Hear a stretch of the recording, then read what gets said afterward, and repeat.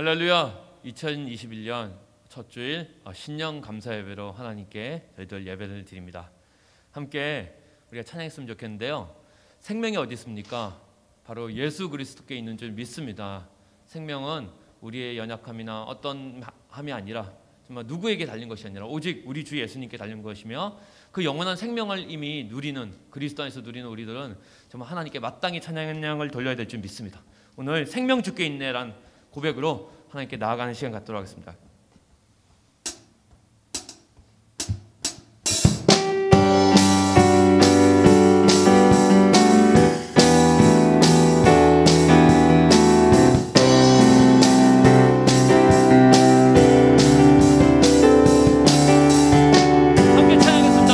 주께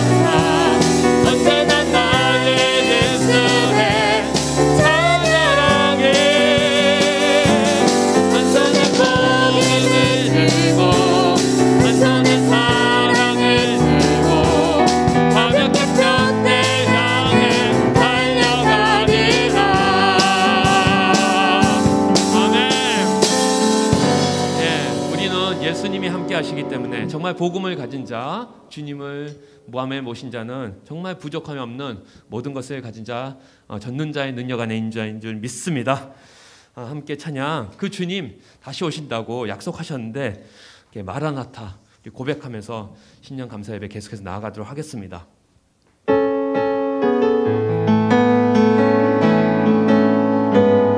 우리 주님의 길을 예비하기를 원합니다. 십자가를 들고 땅 끝까지 나아가는 우리 강성국제, 우리 모든 그리스도인 되게 하여 주시옵소서. 마라나타 주 예수.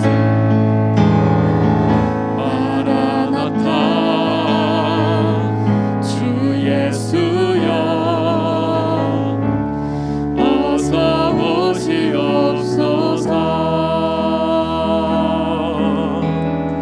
땅의 모든 끝, 모든 족속 주를 찬송하게 하소서.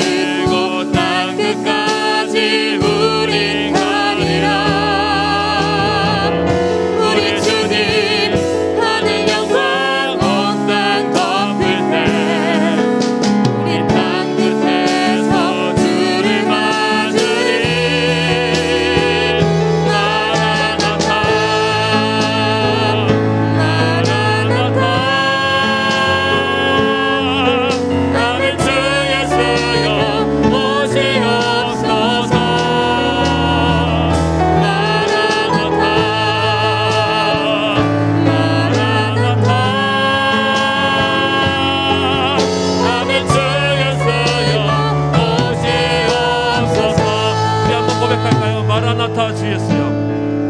마라나타 주 예수여, 어서 오시옵소서. 땅의 모든 끝, 땅의 모든 끝, 모든 족속 주를 찬송하게 하소서.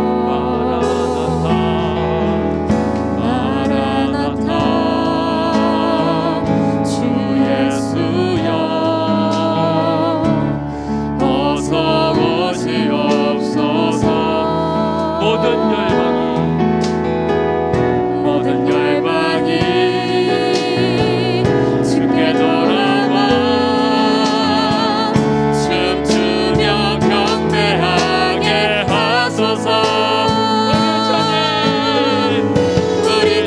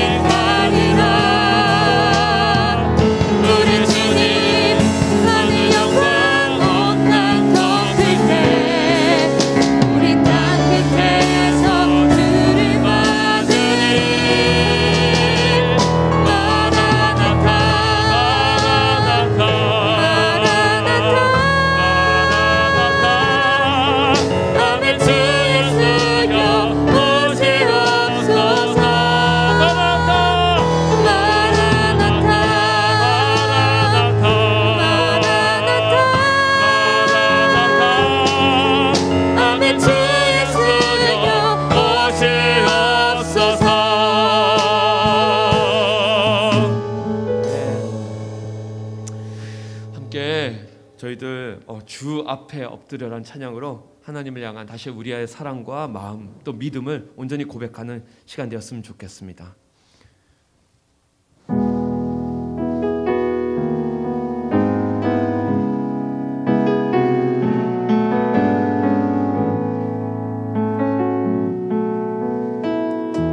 주 앞에 엎드려 주 앞에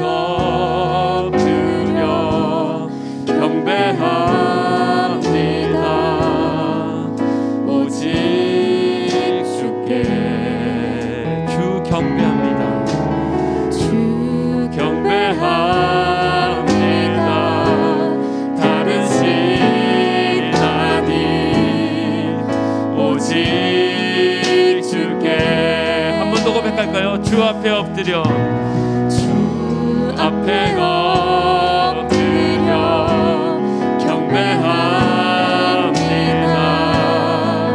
오직 주께 주만 경배합니다.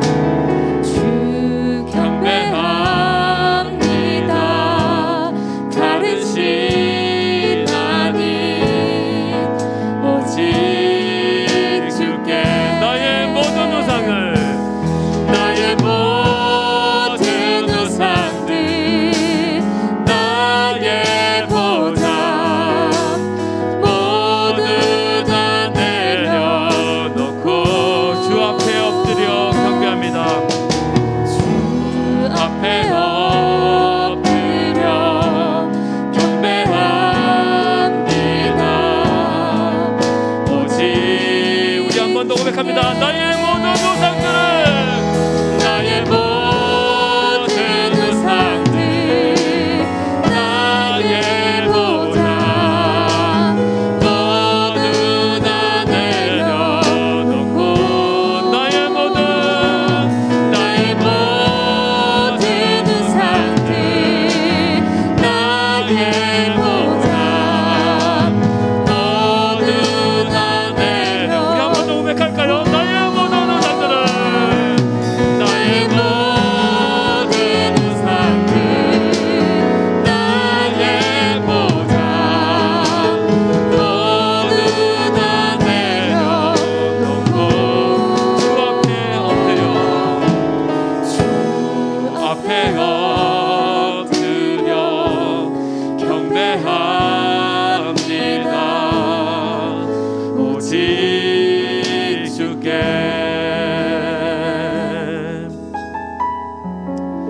해가 바뀌고 시대가 바뀌고 환경이 바뀌고 모든 게 다 바뀌어도 영원히 바뀌지 않는 것이 있습니다. 그것은 우리를 향한 하나님의 사랑이며 하나님만이 찬양받기 합당한 유일한 창조자이시며 예수 그리스도만이 우리의 온전한 주인이신 것입니다. 오늘 이 예배를 통해 하나님의 주 예수 그리스도의 우리가 섬겼던 모든 예배하던 우상들 정말 그거 없으면 죽을 것 같은 예수님이 아닌 우리가 붙잡았던 그 모든 우상들을 오늘 이 예배를 통해서 철저하게 하나님 앞에 회개하고 깨어 부수는 시간 버리는 결단의 시간 되게 하여 주시옵소서. 그러므로 말미암아 오늘 예배 가운데 나아가 우리 모든 삶에서 하나님만이 예수 그리스도의 이름만이 존귀와 영광과 높임을 받아 주시옵소서. 이렇게 다시 한번 하나님을 향한 고백으로 나아가도록 하겠습니다. 기도하겠습니다.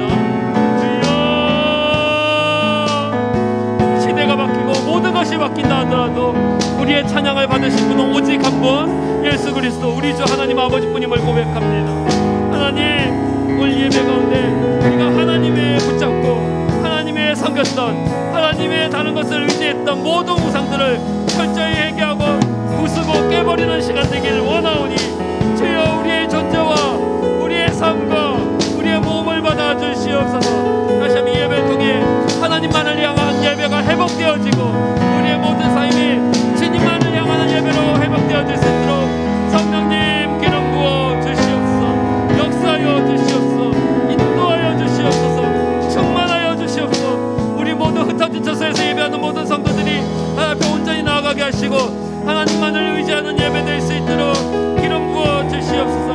아버지 정말로 흩어져 있으나 모여 있으나 하나님을 향한 예배의 순도가 절대로 떨어지지 않도록 성령님 기름 부어 주시고 주님만을 의지한 예배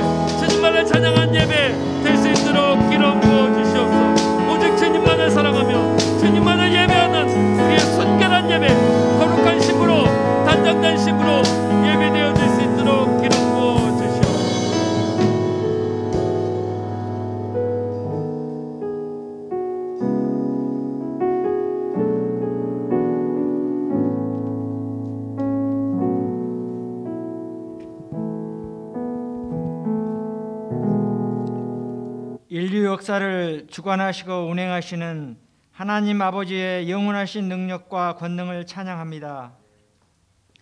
코로나19로 인하여 함께 모이지는 못하였지만 각 초소에서 마음을 같이하여 함께 예배케 하여 주시니 감사합니다. 지난 한 해 국가적으로나 개인적으로 다사다난했던 한 해였지만 주님의 은혜로 함께하여 주셔서 모든 일에 감사함으로 승리케 해주시고 2021년 새해를 맞이하게 되는 것 주시니 감사합니다. 우리에게 선물로 주신 2021년도에도 더욱더 주님을 신뢰하고 의뢰함으로 모든 어려운 환경에서 승리케 하여 주시고 마음을 새롭게 하여 주님께서 우리에게 맡겨주신 모든 사명을 잘 감당하게 하여 주시옵소서. 감사하신 하나님 아버지, 저희들이 비대면 예배로 함께 모여 예배 드리지는 못하지만 성령 충만함을 더욱 사모하게 해주시고 주님의 몸된 교회를 더욱 사랑할 수 있도록 하여 주시옵소서. 교회에 속해 있는 모든 부서, 기관별 사역도 함께하여 주셔서 이 어려운 시기를 잘 통과할 수 있도록 축복하여 주시옵소서. 드려지는 영상 예배에 함께하여 주셔서 축복의 시간 되게 하여 주시고 말씀을 전하실 목사님께도 성령 충만함을 허락해 주셔서 말씀을 통하여 새 힘을 얻고 도전받아 승리하는 귀한 말씀, 능력의 말씀 되게 하여 주시옵소서. 예수님의 이름으로 기도드리옵나이다. 아멘.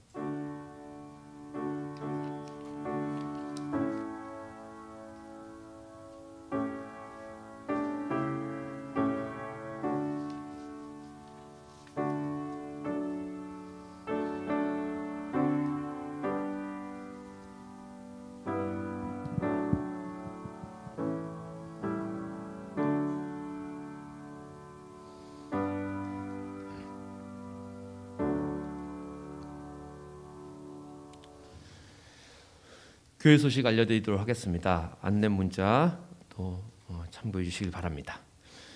오늘은 신년 감사 예배로 하나님께 드리고 있습니다.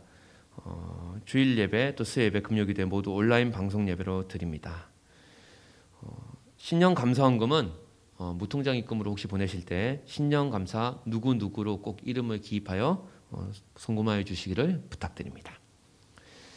1월 추천도서가 나왔습니다. PPT 좀 띄워주시고요. 오직 복음이란 제목으로 복음이란 제목의 책이고요.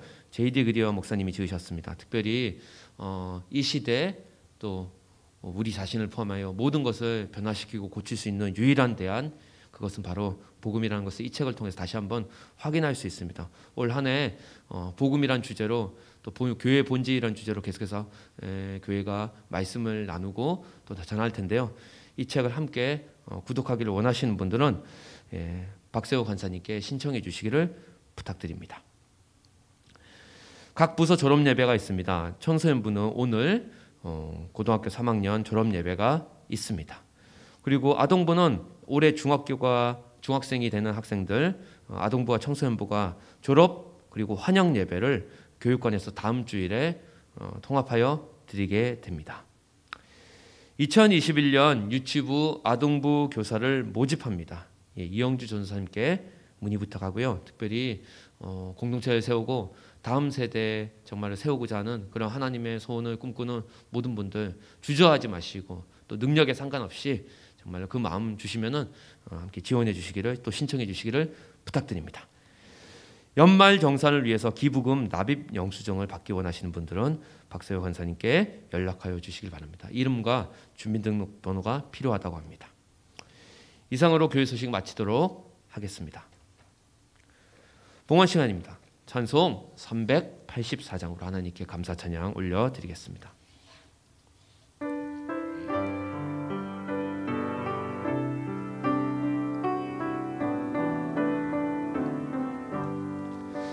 나의 갈 길 다가도록 예수 인도하시니 내 주 안에 있는 긍휼 어찌 의심하리요.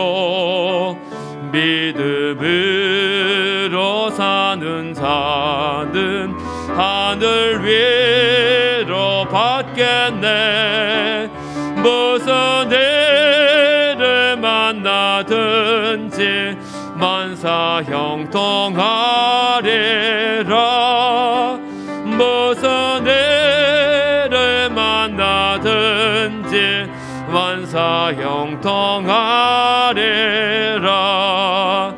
나의 갈 길 다가도록 예수 인도하시니 어려운 일 당한 때도 족한 은혜 주시네. 나는 심히 고단하고 영혼 매우 가라나 나의 앞에 반석에서 샘물 나게 하시네. 나의 앞에 반석에서 샘물 나게 하시네. 나의 갈 길 다가도록 예수 인도하시니 그의 사랑 어찌 큰지 말로 알 수 없도다. 성령 감화 받은 영혼 하늘 날아갈 때에 영영 고를 나의 찬송 예수 인도하셨네. 영영 고를 나의 찬송 예수 인도하셨네. 아멘. 영원토록 예배받기에 홀로 합당하신 하나님, 시간의 주인이 되시는 하나님, 2020년을 주의 은혜 가운데 살게 하시고 2021년 새해를 저에게 허락해 주시니 그 은혜를 감사합니다. 이 한 해 동안도 주님과 함께 동행하며 걷는 한 해 되게 해 주시고 주님 안에서 더욱 믿음이 성장하며 그래서 주님을 더욱 닮아가는 한 해, 주님을 더욱 증거하는 한 해가 되게 하여 주시옵소서. 오늘 새해 첫 번째 주일 예배 자리에 나와 주님 앞에 우리 자신을 다시 헌신하며 하나님께 감사의 예물로 올려드립니다. 한 해 동안도 주님이 함께해 주시고 기도에 응답해 주시며 친히 앞서 행하여 주실 것을 기대하며 드리는 그 예물 주님 받으셔서 영광 받으시고 그 물질이 쓰여지는 곳마다 주님의 영광이 드러나며 복음이 영화롭게 되는 역사 허락하여 주시옵소서. 한 해를 허락하신 주님께 감사하며 여러 가지 주님 앞에 소원을 담아 기도하는 성도들의 그 간절한 기도에 하나님 신실하게 응답해 주시옵소서. 그래서 하나님의 큰 은혜와 복을 받아 누릴 뿐만 아니라 그 은혜를 흘려보내며 사는 아름다운 축복의 통로들이 되게 하옵소서. 하나님께서 주신 약속의 말씀이 정확하게 성취되는 것을 보므로 하나님께 감사 감격하며 영광 돌리는 모든 성도들 되게 하여 주시옵소서. 감사드리옵고 예수님의 이름으로 기도하옵나이다. 아멘.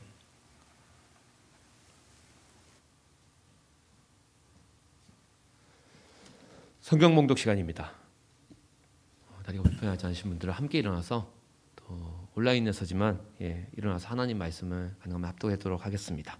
오늘 선포될 말씀 신약성경 누가복음 1장 1절에서 4절 말씀입니다.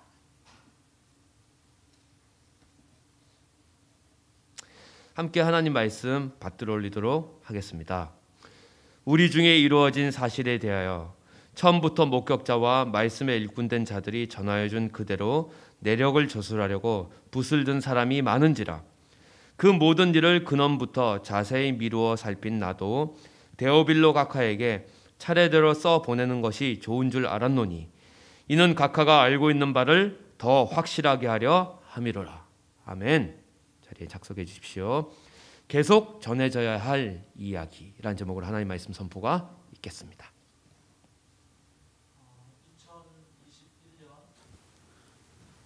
네, 마이크가 나옵니다.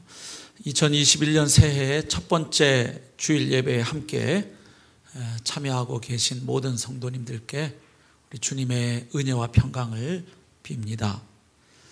새해 성도님들 모두 하늘의 신령한 복을 풍성하게 누리시길 축복합니다. 자, 새해 강서 공동체 성경 묵상 본문은 누가복음으로 시작이 되었습니다. 누가복음은 사도 바울의 동료였고 또 의사이자 역사가였던 누가에 의해서 기록된 복음서입니다. 사도행전과 한 세트를 이루고 있죠. 즉 누가복음이 상권이고 또 사도행전이 하권인 셈입니다. 자, 그런데 신약 성경에는 누가복음 외에도 마태복음, 마가복음, 요한복음 이렇게 세 권의 복음서가 더 있지요. 모두 네 권의 복음서가 있습니다. 그런데 이 사복음서 가운데 누가복음은 유일하게 책의 서두에 저자가 직접 그 책의 저술 배경을 밝히고 있는 서문이 포함되어 있다는 면에서 독특합니다. 오늘 본문 말씀이 바로 그 서문에 해당하지요. 그래서 이 서문에서 누가는 누가복음의 저술 동기와 목적, 또 저술 방법, 그리고 특별히 염두에 두고 있는 수신자까지 명확하게 밝히고 있습니다. 그래서 이 서문에서 우리는 크게 세 가지 내용을 발견하게 됩니다. 첫 번째는 이 복음서가 기록되기까지의 그 역사적 발전 단계를 발견할 수 있습니다. 쉽게 말해서 복음서라는 책이 어떻게 존재하게 되었는지를 알게 됩니다. 네 가지 단계가 기록이 되어 있습니다. 첫 번째는 역사 속에 예수님의 삶과 사역 그리고 죽음과 부활 자체입니다. 그러니까 역사적인 사건 그 자체죠. 1절에 보면 그것을 이렇게 표현하고 있습니다. 우리 중에 이루어진 사실에 대하여 이렇게 기록하고 있습니다. 우리 중에 이루어진 사실, 이 말은 완성되거나 성취된 일들 혹은 사건들을 의미합니다. 또는 참된 것으로 확실하게 인정된 사실들 혹은 사건들을 의미하죠. 이 말은 결국 구약 성경에 나타난 하나님의 그 약속의 말씀이 예수 그리스도 안에서 이루어지고 성취되었다는 사실을 의미합니다. 그래서 예수 그리스도로 말미암아 하나님의 약속이 성취되었고 따라서 새로운 시대가 시작되었다는 것을 의미하죠. 그래서 복음서가 기록되기까지 해서 그 역사적 발전 단계를 보면 첫 번째 단계는 바로 역사 속에 실존했던 예수님의 삶과 사역 그리고 그분의 죽으심과 부활로 나타난 그 사건 그 자체입니다. 자, 두 번째는 그 예수님의 가르침과 행적을 말로 전해주었던 시기이죠. 이른바 입말로 전해주는 시기, 구전 시기라고 합니다. 2절 보실까요? 처음부터 목격자와 말씀에 일꾼된 자들이 전하여 준 그대로. 자, 역사 속에 예수님께서 사셨고 죽으셨고 부활하셨죠. 그런데 이제 그 예수님의 가르침 그리고 그 예수님의 행적을 말로 전해주는 사람들이 있었던 것입니다. 그들이 누구입니까? 목격자와 말씀에 일꾼된 자들이라고 표현하고 있죠. 그러니까 예수 그리스도를 직접 만났던 사람들, 그래서 예수님의 말씀을 직접 들었고 그분이 행하시는 일들을 직접 보았고 경험했던 그 사람들은 말씀의 일꾼이 됩니다. 자신이 보고 경험한 바를 증언하지 않을 수 없었던 것이죠. 그래서 촌 구석에서 그물질을 하며 살던 사람들이, 또 세리로서 로마 제국의 앞잡이 역할을 하던 사람들이 예수 그리스도를 만나고 나자 이제 그들은 죄와 사망의 종로로 타는 사람들에게 예수 그리스도를 통한 구원의 소식을 전하는 자들이 되었던 것이죠. 그래서 우리가 알고 있는 것처럼 예수 그리스도께서 죽으신 뒤 얼마 지나지 않아서 제자들은 바로 그분이 죽은 자 가운데 부활하셨음을 증거하기 시작했습니다. 그리고 이 소식은 예루살렘에서부터 전파되기 시작해서 이제 로마 제국으로 퍼져나가기 시작했죠. 그래서 사람들은 그 예수 그리스도의 이야기를 입에서 입으로 말로 전해주기 시작했던 것입니다. 이제 시간이 흐르면서 세 번째 단계가 오지요. 그것은 입으로 전해지던 그 예수 그리스도의 복음을 이제 사람들이 글로 기록하기 시작합니다. 왜냐하면 예수 그리스도를 직접 만났고 직접 목격했던 목격자들이 하나둘씩 사라져 가기 시작했기 때문입니다. 그리고 그 이야기를 정확하게 보존하려면 글로 남길 필요가 있었기 때문이지요. 자, 그래서 2절을 다시 봅니다. 처음부터 목격자와 말씀에 일꾼된 자들이 전하여 준 그대로 내력을 저술하려고 붓을 든 사람이 많은지라. 여기 내력이라는 단어는 역사적 사건에 관한 이야기를 뜻하는 단어입니다. 그러니까 그 예수 그리스도의 삶과 사역과 죽음과 부활에 대한 그 이야기, 말로 전해진 그 이야기를 이제 글로 남기려고 붓을 든 사람이 많은지라, 이렇게 말하고 있죠. 이 말은 누가복음이 기록되기 전에 이미 예수 그리스도의 이야기를 글로 남긴 자료들이, 책들이 있었다는 것을 의미합니다. 기록 자료의 시기죠. 그러니까 말로 전해지던 이야기가 이제는 글로 남겨졌고 그리고 글로 전해지기 시작했던 겁니다. 그리고 이제 네 번째 복음서가 기록되는 단계를 보게 됩니다. 3절, 그 모든 일을 근원부터 자세히 미루어 살핀 나도 데오빌로 각하에게 차례대로 써 보내는 것이 좋은 줄 알았노니 이는 각하가 알고 있는 바를 더 확실하게 하려 함이로라. 이제 복음서가 기록되는 것입니다. 복음서의 기자들은 입에서 입으로 전해진, 말로 구전된 그 자료들, 그리고 글로 전해진 그 기록 자료들을 종합해서 이제 예수 그리스도의 복음을 책으로 기록하게 되었던 것이죠. 이렇게 복음이 우리에게 전해지기까지 이런 역사적인 발전 단계가 있었음을 오늘 이 서문에서 보게 됩니다. 자, 두 번째로 오늘 서문에서 우리가 발견하는 내용은 누가복음의 저술 목적이지요. 그것은 한마디로 말해서 데오빌로라고 하는 사람에게 그가 이미 들어서 알고 있는 그 바를 더 확실하게 하려고 이 복음서를 기록했다고 밝히고 있습니다. 데오빌로라고 하는 사람의 그 이름의 뜻은 하나님의 사랑을 받는 사람, 하나님의 친구라는 뜻인데요. 근데 이 사람은 아마도 로마의 고위 관료였던 것으로 보입니다. 오늘 본문 3절과 4절에 보면 데오빌로를 가리켜서 각하라고 호칭하고 있죠. 그런데 누가가 기록한 사도행전에 보면 로마 총독 벨릭스와 베스도에게 이 각하라는 호칭을 붙이고 있습니다. 사도행전 23장 또 24장 25장에 보면 나와 있지요. 그러니까 아마도 이 데오빌로라고 하는 사람도 로마의 고위 관료였던 것으로 보입니다. 그런데 그 사람은 최근에 예수 그리스도의 복음을 들었던 사람, 그래서 어느 정도는 알고 있는 사람입니다. 하지만 누가가 보기에 그 사람은 예수 그리스도의 복음 이야기를 더 확실하고 분명하게 알아야 할 필요가 있다고 여겨지는 바로 그런 사람이었죠. 그래서 그 한 사람을 위해서, 물론 그 한 사람만을 위해서 쓰여진 복음서는 아니지만 누가 입장에서는 특별히 그 사람을 염두에 두고, 그리고 그 외에 또 수많은 사람들을 가슴에 품고 바로 이 누가복음을 기록하게 되었던 것입니다. 대단한 수고죠. 오늘날처럼 무슨 종이 위에 볼펜으로 쓴 책도 아니고요, 컴퓨터 자판을 두들겨서 쓴 책이 아닙니다.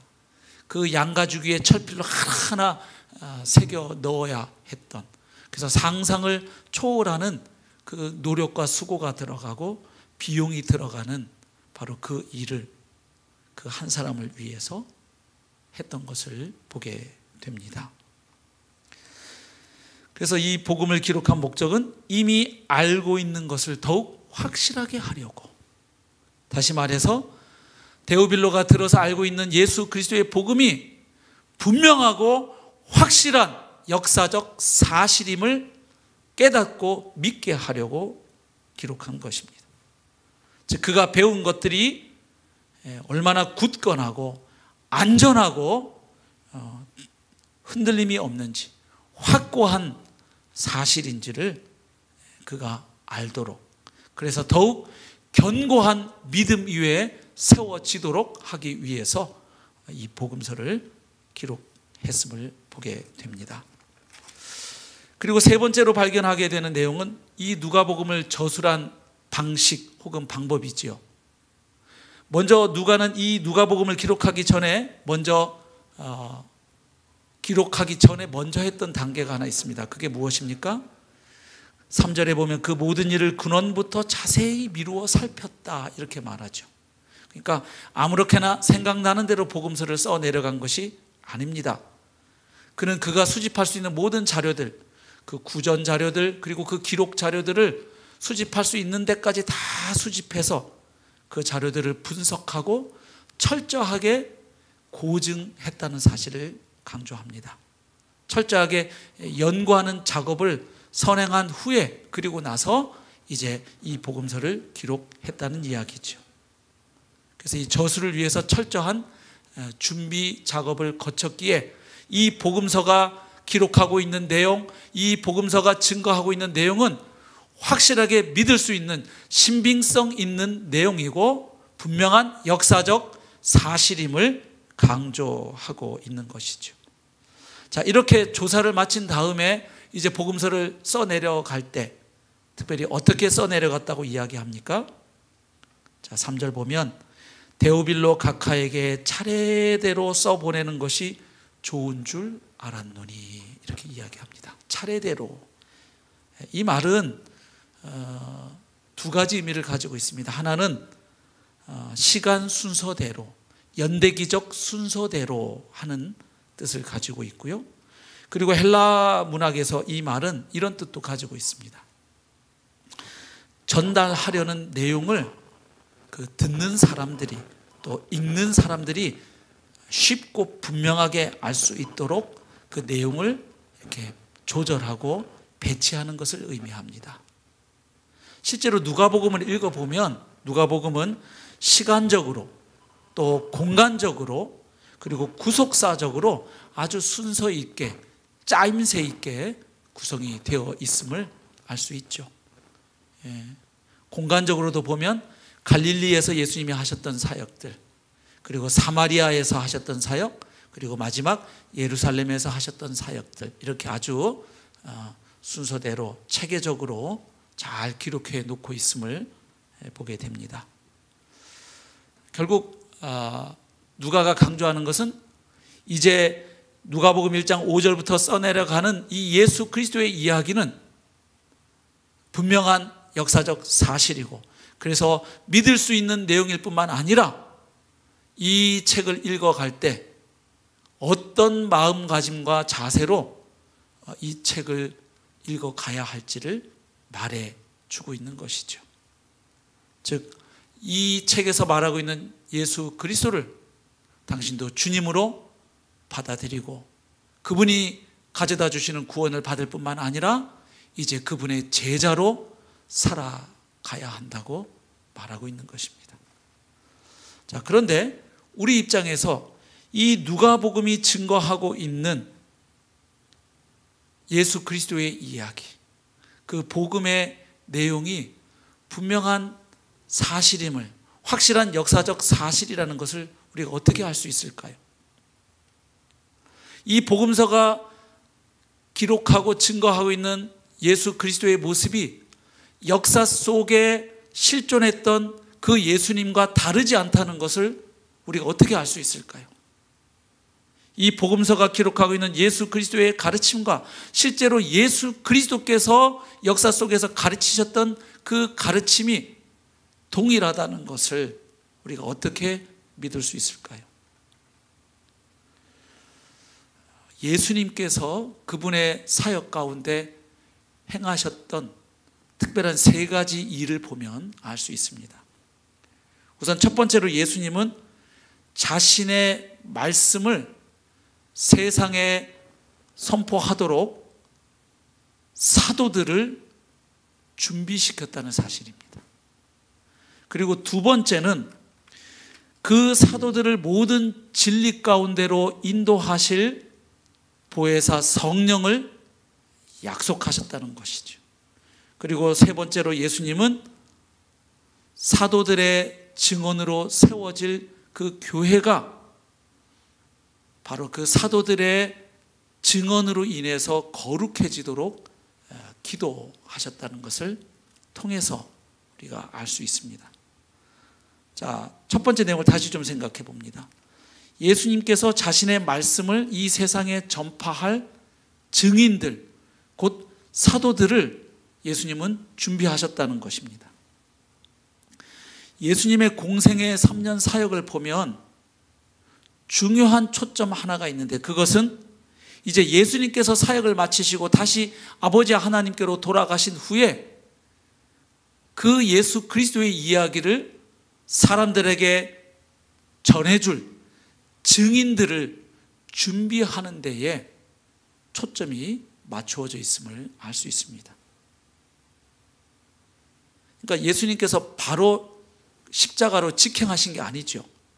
3년 동안 예수님은 소수의 제자들을 선택하셔서 그들을 가르치시고 훈련하셨습니다. 왜죠? 예수님이 사역을 마치고 떠나가신 후에 바로 그 예수 그리스도의 말씀을 전하고, 그리고 그 예수 그리스도의 행적을 세상에 전해줄 증인들을 준비하고자 하셨던 것이죠. 그래서 마가복음 3장에 보면 예수님께서 특별히 12명의 제자를 선택하신 그 목적을 알 수 있죠. 두 가지가 나타나 있는데, 첫 번째는 예수님과 함께 있도록 하기 위해서입니다. 마가복음 3장 14절, 이에 12를 세우셨으니 이는 자기와 함께 있게 하시고. 자, 예수님께서 12제자를 택하신 목적 한 가지가 무엇입니까? 자기와 함께 있도록 하기 위해서입니다. 왜 예수님께서 자기와 함께 있을 사람들을 선택하셨을까요? 예수님이 외롭기 때문이었나요? 예수님에게 하인들이 필요했기 때문입니까? 아니죠. 그것은 제자들이 예수님의 모든 언행을 직접 보고 들어야 했기 때문입니다. 그래서 예수님과 함께 있도록 했던 것이죠. 그래서 그들이 예수님과 함께 보낸 그 세월로 인해서 나중에 그들이 그 예수님의 말씀을 전할 때에, 아, 저 사람들은 예수님과 함께 있던 사람들이지, 이런 말이 나올 만큼 그들은 3년 동안 예수님과 함께 하면서 일심동체가 되어야 했던 것이죠. 자, 예수님께서 이 12제자를 택하신 두 번째 목적이 나오죠. 또 보내사 전도도 하며 귀신을 내쫓는 권능도 가지게 하려 하심이로라. 자, 여기 예수님께서 제자들을 보내사 무엇을 하게 하십니까? 전도하게 하십니다. 근데 여기 전도도 하며 할 때 이 전도라는 단어는 전하는 사람이 자기의 생각을 전하는 게 아닙니다. 자기 임의의 생각을 전하는 게 아니에요.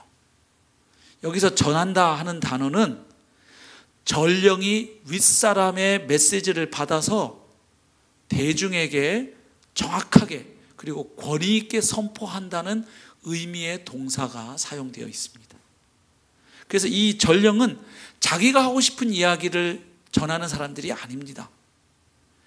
자기가 전하도록 명을 받은 그 이야기를 정확하게 전해야 할 사람들이었습니다. 즉 사도들은 자기 생각, 자기 이야기를 전하도록 부름받은 사람들이 아닙니다. 오직 예수 그리스도의 대언자로 선택받은 사람들이었죠. 그래서 그들은 자신을 보낸 그 예수님이 전하라고 하신 바로 그 말씀을 전하는 자들로 그들이 선택되었음을 알 수 있죠. 이렇게 선택한 그들을 예수님께서는 마지막에 이제 위임하시죠. 예수님께서 공생의 기간을 통해서 하나님 아버지를 나타내는 사역, 또 하나님이 하라고 명하신 그 사역을 다 마치신 후에 이제 아버지께로 다시 돌아갈 때가 되었기 때문에 예수님은 승천하시기 직전에 제자들에게 명령하시고 위임하십니다. 그 내용이 마태복음, 마가복음, 누가복음, 요한복음, 사도행전에 다 기록이 되어 있죠. 그 가운데 우리 누가복음 24장에 기록된 본문을 한번 보겠습니다. 24장 44절부터 보면 부활하신 예수님이 승천하시기 직전에 제자들에게 이렇게 말씀하시면서 위임하십니다. 또 이르시되 내가 너희와 함께 있을 때에 너희에게 말한 바 곧 모세의 율법과 선지자의 글과 시편의 나를 가리켜 기록된 모든 것이 이루어져야 하리라 한 말이 이것이라 하시고 이에 그들의 마음을 열어 성경을 깨닫게 하시고, 여기 성경은 구약 성경을 의미하죠. 구약 성경에 기록된 그 하나님의 말씀들, 그 말씀들을 풀어주십니다. 특별히 그 말씀이 예수님의 삶과 사역과 죽음과 부활 안에서 어떻게 이루어졌는지, 성취되었는지를 풀어주십니다. 그리고 나서 또 이르시되 이같이 그리스도가 고난을 받고 제3일에 죽은 자 가운데서 살아날 것과 또 그의 이름으로 죄사함을 받게 하는 회개가 예루살렘에서 시작하여 모든 족속에게 전파될 것이 기록되었으니 너희는 이 모든 일의 증인이라. 무슨 이야기입니까? 이제는 너희가 보고 들은 바를 있는 그대로 사람들에게 증언하라는 명령이지요. 그래서 이 말씀을 가만히 보면 진리의 세 가지 출처가 하나로 통합되어 있음을 볼 수 있습니다. 우선 예수님의 말씀이 나와 있죠. 내가 너희와 함께 있을 때에 너희에게 말한 바. 이것은 무엇입니까?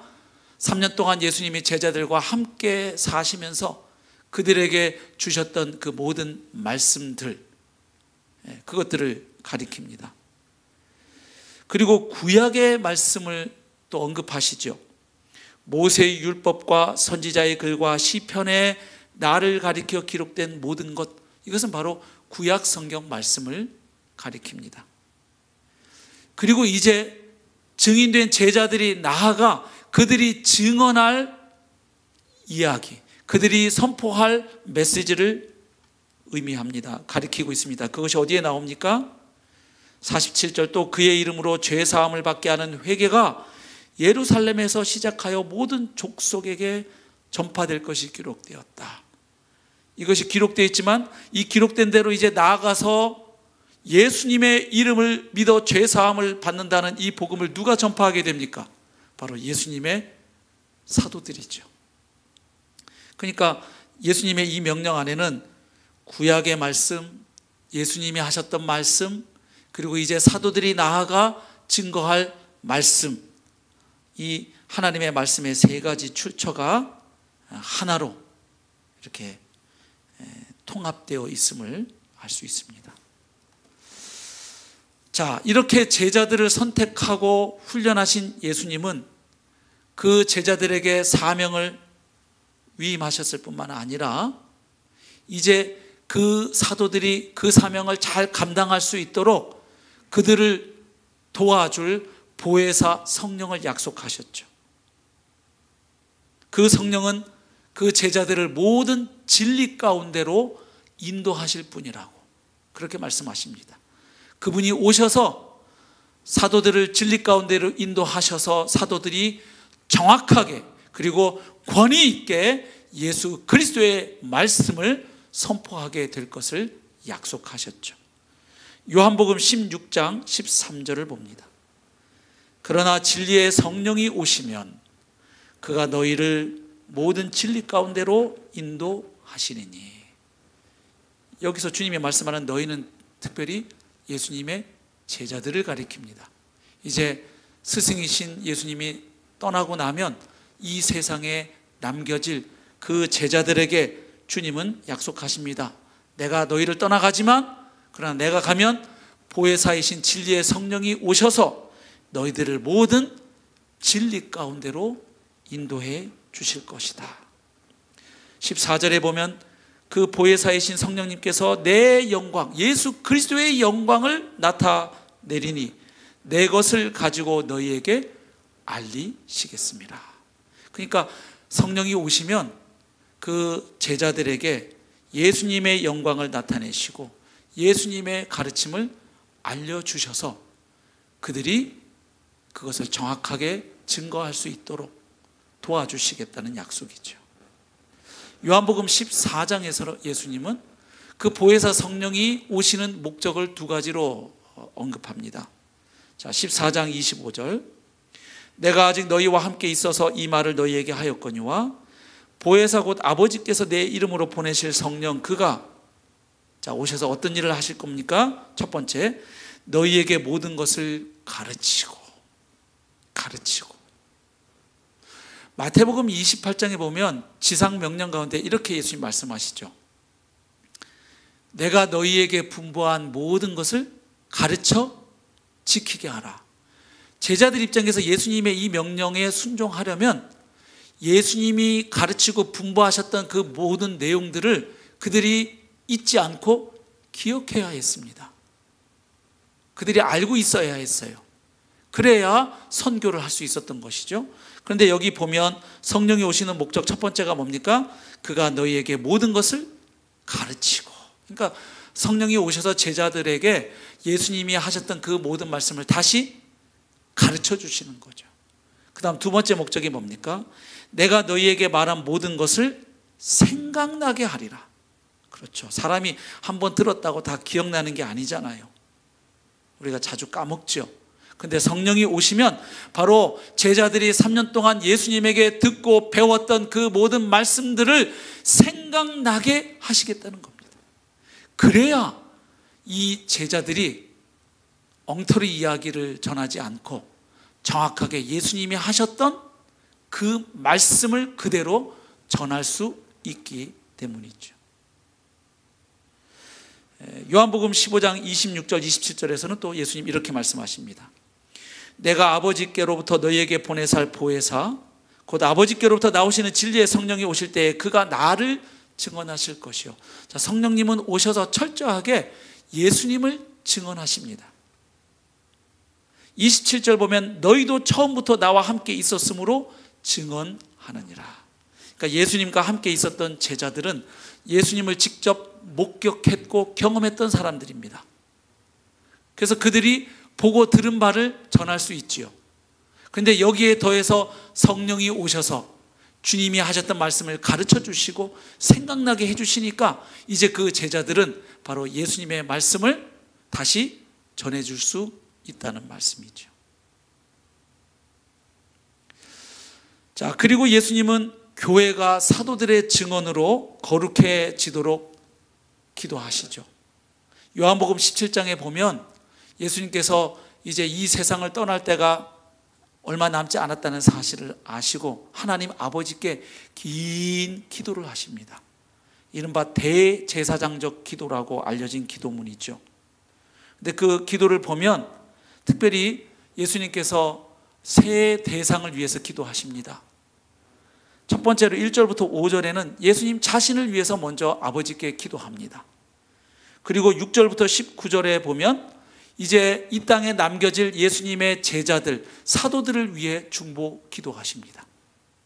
그리고 세 번째로 20절 이하에서는 미래의 교회를 위해 기도합니다. 즉 제자들이 전하는 그 복음을 듣고 성도들이 될 그 미래의 성도들을 가슴에 품고 기도하십니다. 그런데 이 기도에서 중요한 것이 앞으로 생겨날 이 교회는 바로 예수님의 제자들의 증언을 통해서 그 신앙이 세워질 뿐만 아니라 거룩하게 될 것을 예수님이 내다보시고 기도하셨다는 사실이죠. 요한복음 17장 8절 보면 예수님이 기도 중에 이렇게 말씀하세요. 나는 아버지께서 내게 주신 말씀들을 그들에게 주었사오며. 그 앞에 내용은 이런 겁니다. 예수님 자신이 아버지께서 주신 사명을 본인은 다 이제 완수했다는 거예요. 그래서 아버지께로 돌아갈 때가 되었다는 거죠. 아버지께서 주신 말씀을 예수님은 다 세상에 전했다는 거예요. 근데 이제 예수님이 아버지께로 가시고 나면 그 말씀을 누가 전하게 될까요? 바로 예수님의 제자들입니다. 그래서 예수님이 이렇게 기도하죠. 아버지께서 내게 주신 말씀들을 이제 저는 또 아버지께로 가야 하니까 제가 바로 저들에게, 제자들에게 주었사오며 그들은 이것을 받고 내가 아버지께로부터 나온 줄을 참으로 아오며 아버지께서 나를 보내신 줄도 믿었사옵나이다. 저 제자들은 이제 예수님이 어디로부터 오신 분인지, 바로 그분이 하나님의 아들이시라는 사실을 알고 있기에 이제 예수님이 가시고 나면 예수 그리스도의 이야기를 이 세상에 전해줄 사람들임을 말씀하시는 거죠. 자, 17장 14절부터 예수님의 기도 가운데 이런 내용이 적혀 있습니다. 내가 아버지의 말씀을 그들에게 주었사오매 세상이 그들을 미워하여 싸우니 이는 내가 세상에 속하지 아니함 같이 그들도 세상에 속하지 아니함으로 인함이니이다. 내가 비옵는 것은 그들을 세상에서 데려가시기를 위함이 아니요 다만 악에 빠지지 않게 보존하시기를 위함이니이다. 자, 예수님께서 기도하십니다. 아버지, 제가 이제 아버지께로 가지만 이 세상에 남겨질 이 제자들, 그들을 이 세상에서 사는 동안 그들을 거룩하게 보존해 달라고 기도합니다. 내가 세상에 속하지 아니함 같이 그들도 세상에 속하지 아니하여 싸움나이다. 그런데 그 제자들이 어떻게 거룩해지나요? 17절 그들을 진리로 거룩하게 하옵소서. 아버지의 말씀은 진리니이다. 자, 그런데 예수님은 제자들이 하나님의 말씀으로 인해 거룩해지도록 기도하시는 데서 멈추지 아니하십니다. 제자들의 증언을 통해 예수를 믿게 될 그 미래의 성도들을 위해서도 예수님은 기도하시죠. 20절을 보실까요? 내가 비옵는 것은 이 사람들만 위함이 아니요. 이 사람들이 누구입니까? 예수님의 제자들이죠. 이 사람들만 위함이 아니요 또 그들의 말로 말미암아 나를 믿는 사람들도 위함이니. 그러니까 이제 예수님의 제자들이 나아가서 예수 그리스도의 복음을 증거할 때 그 복음을 듣고 예수님을 믿게 될 그 성도들을 위해서도 예수님은 기도하고 계십니다. 근데 그 성도들도 어떻게 거룩해집니까? 바로 사도들이 증언할 그 예수 그리스도의 복음을 통해서 그들이 거룩하게 될 것을 주님은 내다보시며 기도하고 계신 것이죠. 자, 그러니까 예수님께서 공생의 기간 동안 하셨던 세 가지 일.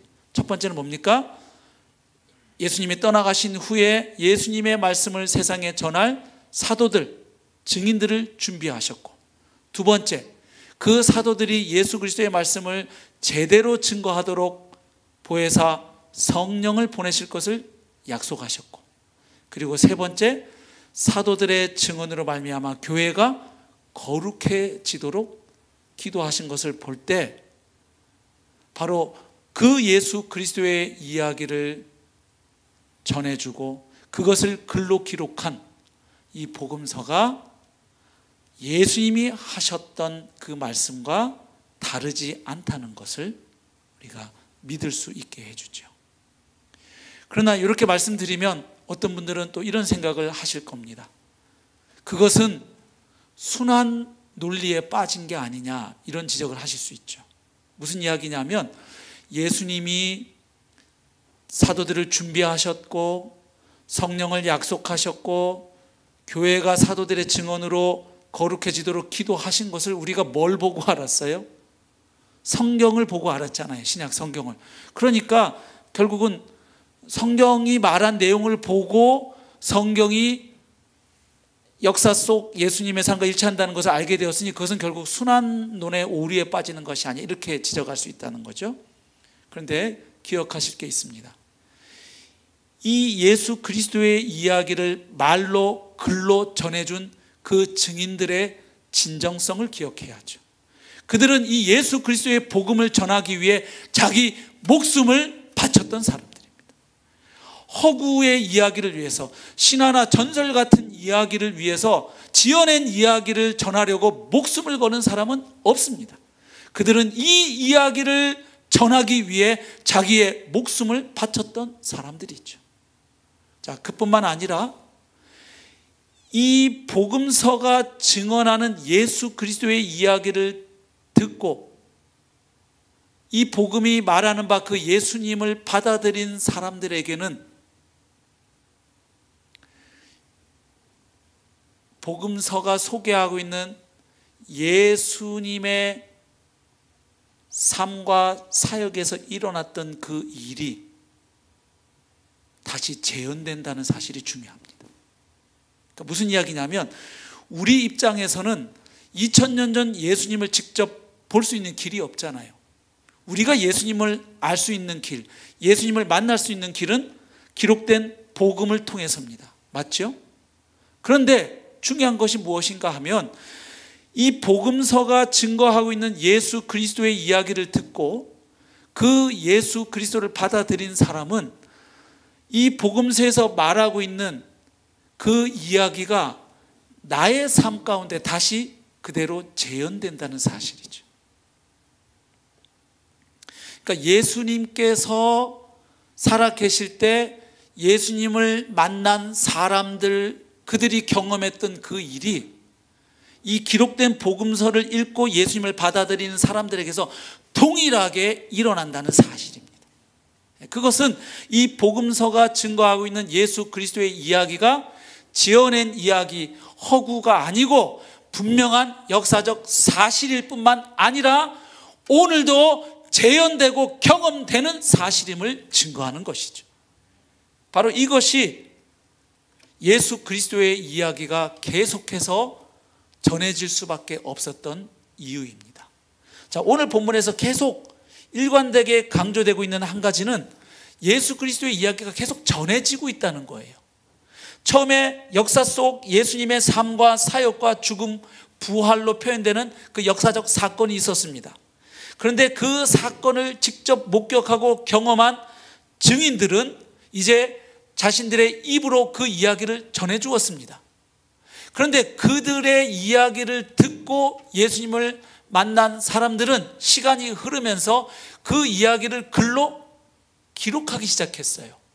그리고 그 기록된 자료들을 분석하고 종합한 누가 같은 사람들은 다시 복음서를 기록합니다. 근데 놀라운 것은 뭐냐면 그 복음서를 읽고 예수 그리스도를 만난 사람들은 바로 그 복음서에서 묘사하고 있는 그 사건들이 그의 삶 가운데 다시 일어난다는 사실입니다.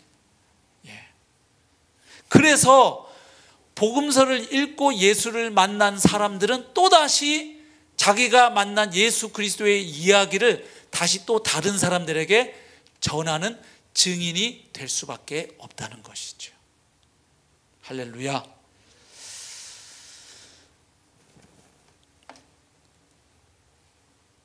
결국 이 모든 기록의 원천이 되는 것은 역사 속 예수 그리스도의 삶과 사역과 죽음과 부활입니다.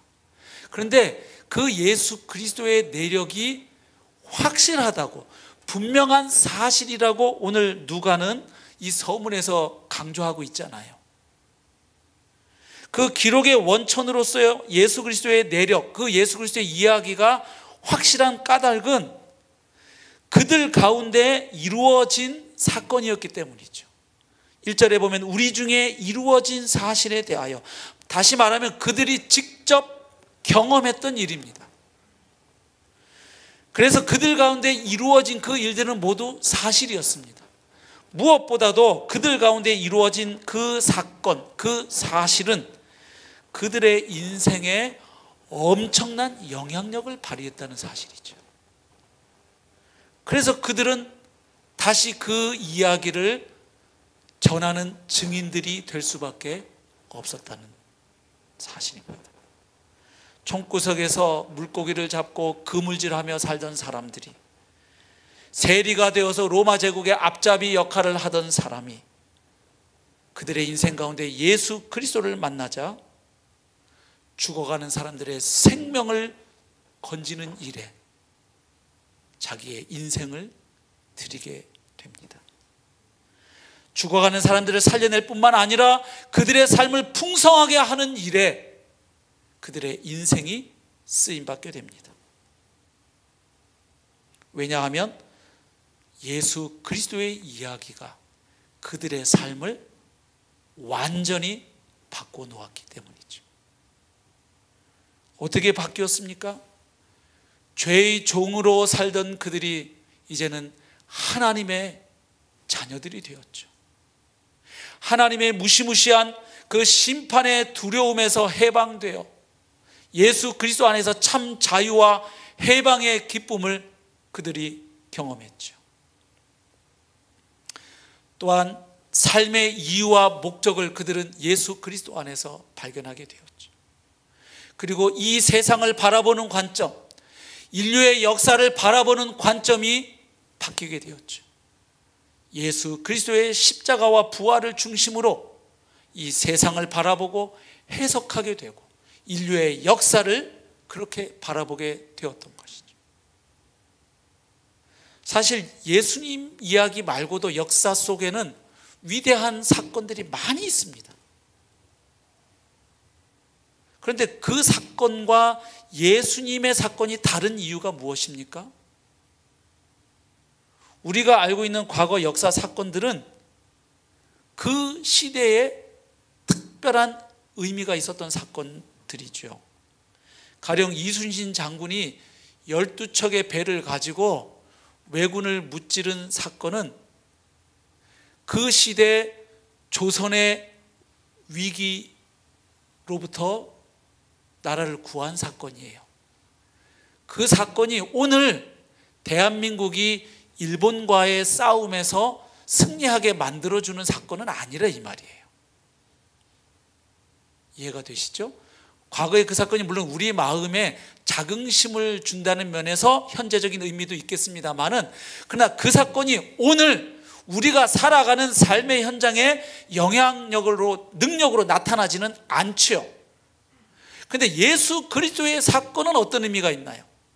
2000년 전에 이미 발생한 사건이죠. 예수 그리스도의 죽으심, 예수 그리스도의 부활, 다 이미 2000년 전에 역사 속에 일어난 사건입니다. 그런데 놀라운 것이 무엇입니까? 그 사건은 오늘도 능력으로 역사하는 이야기라는 사실이죠. 왜냐하면 예수님의 사건은 모든 인류의 공통적인 문제를 해결하신 사건이니까 그렇습니다. 이순신 장군의 이야기는 조선시대의 필요를 해결한 사건이었어요. 그러나 예수님의 죽으심과 부활은 모든 인류의 근본적인 문제, 공통적인 문제인 죄와 사망의 문제를 해결한 사건이기 때문이죠. 무엇보다도 2000년 전에 이 땅에 오셔서 인간의 삶을 사시고 죽으셨고 부활하신 예수님은 지금도 살아 계셔서 역사하시기 때문이죠. 하나님 보좌 우편에서 보혜사 성령을 통해 그분은 여전히 주님의 나라를 확장해 가고 계시죠. 그리고 보혜사 성령을 통해 믿는 자들 가운데 함께 하시고 그들의 삶 가운데 그들을 보호해 주시고 인도해 주시고 그들을 북돋아 주시죠. 그래서 예수 그리스도의 이야기, 그 기쁘고 복된 소식은 계속 전해질 수밖에 없는 이야기입니다. 또한 계속 전해져야만 할 이야기입니다. 그런데 그 이야기가 어떤 사람들을 통해서 전해진다고 오늘 본문은 우리에게 증거합니까? 바로 그 예수 그리스도의 이야기가 실제로 경험된 사람, 그래서 예수 그리스도의 이야기가 이제 나의 이야기가 된 사람들, 그들을 통하여 예수님의 이야기는 계속 전파될 수밖에 없음을 오늘 본문은 우리에게 말씀합니다. 2021년 한 해를 우리가 오늘 출발하면서 이 한 해 동안 특별히 1월, 2월 달 우리는 누가복음을 읽어가게 될 텐데, 이 책을 읽어가면서 예수 그리스도의 이야기 안에서 살아가시기를 축복합니다. 과거 역사 속에 있었던 사건으로 끝나지 아니하고 바로 그 예수가 오늘 나의 삶에 함께 하시며 내 삶을 이끌어가며 그분의 이야기를 나의 삶 가운데 써가시는 그 놀라운 일들을 한 해 동안 풍성하게 경험해 가시기를 주님의 이름으로 축복합니다. 그래서 우리 개인이 또 우리 강석 공동체가 예수 그리스도께서 우리 가운데 일으키신 일들을 담대하게 전하는 공동체가 되기를 소망합니다. 감사한 것은 우리 안에 그런 성도님들이 많이 계시다는 거죠. 지난 12월 31일 2020년 마지막 날 송구 영신 예배가 있었던 그날에도 오후 시간에 화곡역에서 그 추운 날씨에 피켓을 들고 예수 그리스도의 이야기를 사람들에게 전하는 분들이 계셨죠. 또 응급실에 입원해 있는 환자들 찾아가서 보호자하고 잠시 교대해서 들어가서 예수님 이야기를 그 병원에 이 코로나19로 이렇게 어려운 시대 상황 속에서도 가서 그 예수님 이야기를 전해주고 계시는 우리 성도님들이 계시죠. 이렇게 예수님 이야기는 오늘도 그 예수님을 실제로 누리며 사는 사람들을 통해서 그 이야기는 계속 전해지죠. 얼마 전에 예수님을 영접한 박재영 선생님이 제게 해준 이야기 중에 참 놀라운 이야기가 하나 있죠. 전에도 한번 말씀드린 바 있는데, 그분이 예수님 믿기 전에 저희 교회 근처에 계시니까 하루는 이렇게 밖에 나와 계시다가 저희 교회 초등학교 1학년 여자아이들이 이렇게 놀고 있는 걸 보고, 그때가 아마 수요예배인가 금요기도회인가 였던 것 같은데, 너희들 여기서 예배 안 드리면 어떡하냐 그랬더니 그 초등학교 1학년 아이들이 뭐라고 얘기했을까요? 우리는 걱정 없어요. 우리는 예수님을 믿거든요. 할아버지가 걱정이죠. 그분이 그 이야기가 훅 가슴에 들어와서 그 이야기를 저에게 해주신 적이 있어요. 세상에 그 어린 나이인데도 자기는 예수님을 믿고 있고, 할아버지는 예수님을 안 믿으니까 할아버지는 이렇게 사시다가 죽으면 하나님께로 돌아가는 소천이 아니고, 돌아가시는 게 아니고 그냥 죽는 거라고 그 단어까지 정확하게 구별해서 그 초등학교 1학년 아이들이 그렇게 얘기하더라고. 그 사실을 저에게 말씀해 주신 바가 있습니다. 이처럼 우리가 이 복음서를 읽어가면서 이 복음서가 증거하는 예수님을 더 확실하게 알고 발견할 뿐만 아니라 그 예수님이 바로 오늘을 사는 이 코로나 시대를 사는 내 삶 가운데 여전히 그분이 나와 함께 하시고 내 삶을 인도하시고 복 주시고 역사하시는 그 예수님을 경험함으로 우리 중에 이루어진 그 사실에 대하여 증거할 수밖에 없는 증인들로 세움 받으시고 쓰임 받으시는 복된 2021년 한 해가 되기를 축복합니다. 우리 함께 찬송 부르고 결단하겠습니다. 수많은 무리들 줄지어.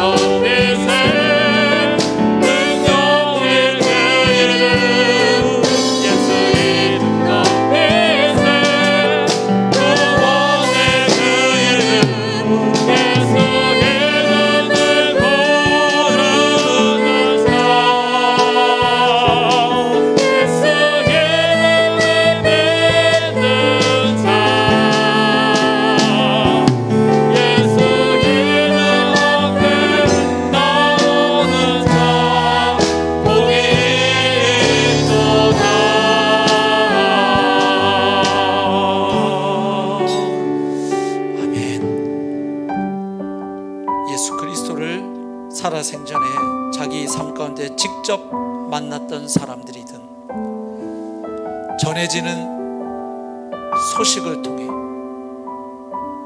말로 전해지는 복음이든 글로 전해지는 복음이든 그 전해지는 이야기를 통해 예수 그리스도를 만난 사람이든 실제로 예수 그리스도를 만나 그의 인생이 송두리째 바뀐 사람들은 여전히 그 예수 그리스도의 이야기 안에서 살아갈 뿐만 아니라 그 이야기를 전할 수밖에 없음을 우리가 확인했습니다.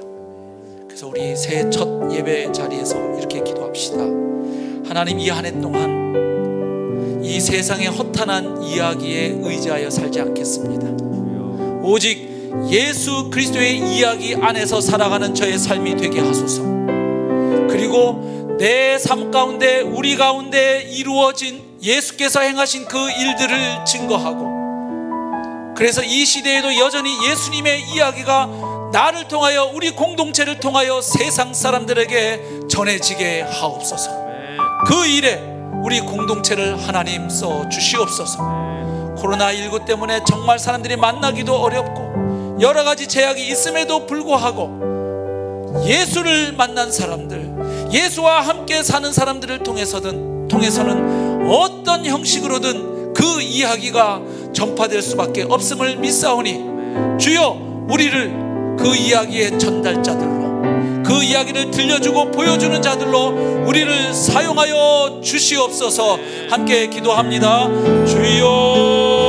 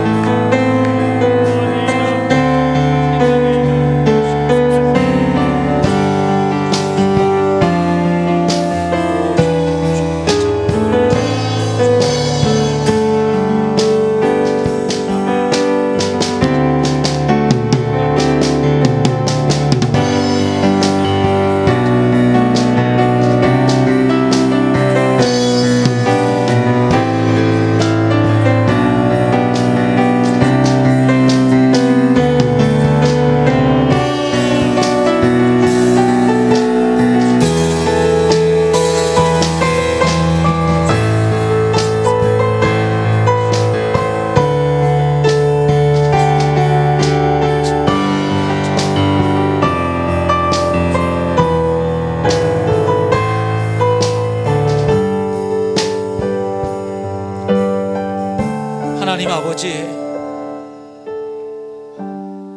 2021년 새해를 선물해 주셔서 감사합니다.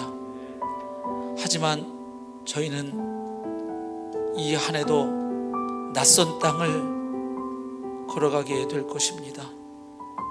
하지만 주님, 저희가 두려워하지 않고 염려하지 않는 것은, 시대는 아무리 변해가지만 주님은 영원하시기 때문입니다. 또한 주님의 말씀도 영원하기 때문입니다. 그리고 영원하신 주님이 오늘 우리와 여전히 함께 하시기 때문입니다. 주님, 이 어지럽고 혼란한 시대를 저희들 살아갈 때에 이 세상의 허탄한 이야기, 신념들, 이데올로기에 따라 살지 않게 하시고 영원한 진리이신 예수 그리스도의 이야기 안에서 살아가는 저희의 삶이 되게 하옵소서. 그래서 이미 역사 속에 일어났던 예수님의 이야기가 오늘 나의 삶 가운데, 우리 공동체 가운데 다시 재현되고 경험되는 이야기가 되게 하여 주시옵소서. 그래서 우리 중에 이루어진 그 사실을 또한 이 세상 사람들에게 증거할 수 있도록 하나님 일하여 주시옵소서. 믿음으로 예수 그리스도와 연합되어 예수님의 죽음이 나의 죽음이요 예수님의 부활이 나의 부활이기에 이 어려운 시대에도 주님과 함께 살아가는 저의 여정이 되게 해주셔서 한 해 동안 풍성하게 예수님을 더 깨달아 알게 하여 주시고 예수님 더 사랑하고 닮게 하여 주옵소서. 무엇보다 예수님을 담대하게 사람들에게 증거할 수 있도록 도와주옵소서. 그래서 우리를 통하여 주님 영광 받으시고 더 많은 이들에게 예수님의 이야기가 전파되어 주님의 나라가 힘있게 확장되는 한 해가 되게 하여 주시옵소서. 감사드리옵고 예수님의 이름으로 기도하옵나이다. 아멘.